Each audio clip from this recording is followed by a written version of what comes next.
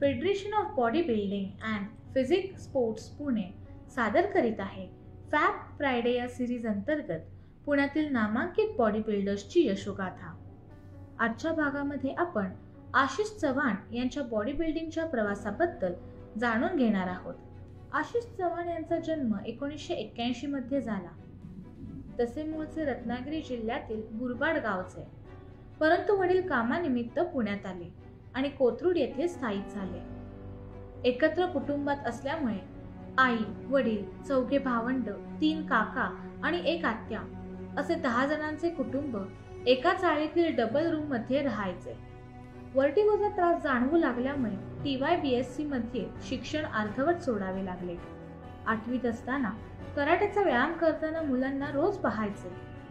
त्यातूनच व्यायामाची आवड निर्माण झाली आणि त्यांचा व्यायाम चालू झाला। त्यामुळे जिम लावण्याआधीच त्यांचे 6 पॅक्स तयार होते। 12वी झाल्यावर त्यांच्या समीर काकांनी बॉडी बिल्डर ज्ञानेश्वर यनपुरे यांना भेटायला नेले आणि त्यांनी जिमला उद्यापासून लगेच यायला सांगितले। कच्ची दाबेलीची गाडी सांभाळून ते बॉडी बिल्डिंग करतात या गोष्टीने आशिष भारावून गेले। माननीय शरद मारणे यांच्या बॉडी टेम्पल जिम मधून व्यायामाला सुरुवात केली आणि ट्रेनिंग हे श्री धनंजय लांघे यांचं मिळत होतं। चांगल्या शरीर यष्टीमुळे पहिल्या 6 महिन्यातच बॉडी बिल्डिंग स्पर्धेत भाग घ्यायला चालू केला।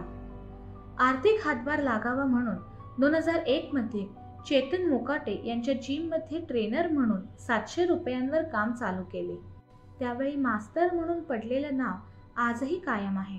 पुढे 2001 साली पुणे श्री सिनियर बरोबरच ज्युनियरलाही 3रा क्रमांक पटकावला। तसेच पुढे western India national championship MP मध्ये माननीय ज्ञानेश्वर यनपुरे यांना गोल्ड तर आशिष यांना ब्रॉन्झ पदक मिळाले। यावेळी बॅकस्टेजला नेव्ही कोचनी भेटून केलेल्या कौतुकामुळे त्यांच्यातील आत्मविश्वास वाढला। नंतर त्यांना मनोज सरांकडून मार्गदर्शन मिळत होतेच। बॉडी बिल्डिंग करत असताना पाहिलेल्या स्वतःच्या जिमचे स्वप्न पूर्ण करण्यासाठी समीर काका आणि अंजू आत्या यांनी आधार दिला। तसेच अनिल दादा भगत यांनी बरीच मदत केली। दादा सुतारांनी जिमसाठी जागा दिली। याच जिम मधून पुढे लोकेश मारणे, भरत साठे, सुधीर साठे, सोमनाथ पानसरे यांसारख्या बॉडी बिल्डर नावारूपास आले। पुढे 2005 साली त्यांच्या प्रिय व्यक्तीबरोबर आळंदीला जाऊन लग्न केले। या सांसारिक जबाबदारी बरोबरच त्यांच्या बॉडी बिल्डिंग स्पर्धाही चालूच होत्या। अनेक ठिकाणी नामांकन यशस्वीरित्या संपादन करण्याबरोबरच बेस्ट पोजर म्हणूनही नावलौकिक कमवला। त्यांच्या बॉडी बिल्डिंगच्या या प्रवासात त्यांना प्रशांत जगताप आणि प्रीतम सिंग यांचे मोलाचे मार्गदर्शन लाभले। त्यांचा प्रवास चांगला चालू होता, पण दिवस सगळे सारखे नसतात। वर्टिगोचा त्रास पुन्हा जाणवू लागला। त्यातच भर म्हणून की काय IBS इरिटेटेड बॉल सिंड्रोम चाही त्रास झाला आणि बॉडी बिल्डिंग सुटलं।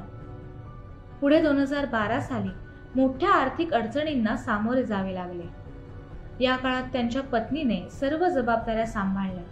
तसेच मंदार शिंदे आणि सचिन बर्डे या मित्रांनी त्यांना मोलाची साथ दिली। 2013 पासून पर्सनल ट्रेनरचे काम वेगवेगळ्या जिम मध्ये चालू केले।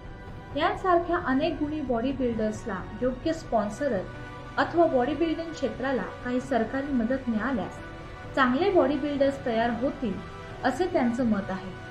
असलेल्या अडचणीतून ते नक्की पुन्हा उभे राहतील हा विश्वास त्यांना आहेच आणि कुठेतरी मनात बॉडी बिल्डिंगही पुन्हा खुणावत आहे।